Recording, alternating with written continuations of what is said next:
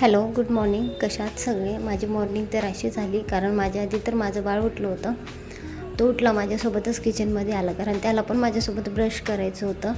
घेतला ब्रश आणि मी किचनमध्ये आवरत होते तर ह्याला पण मध्ये लोटबूट करायची होती. हा पण किचन आवरायला लागला. नंतर मी ब्लॅक टी घेतली. त्यानंतर माझं एक पार्सल आलं होतं फ्लिपकार्टवरनं.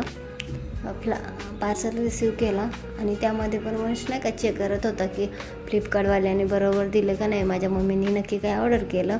त्याचीच बिस्लरी होती ती ऑर्डर केलेली. थोडंफार घरचं सामान होतं.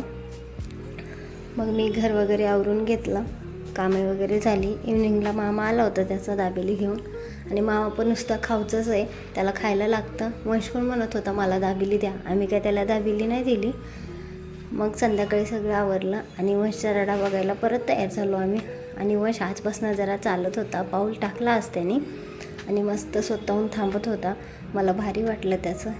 फर्स्ट वेळेस तो थांबला आणि चालत पण होता. आणि तुम्हाला माझे ब्लॉग कसे वाटतात नक्की कमेंट करून सांगा. Thank you for watching. बाय.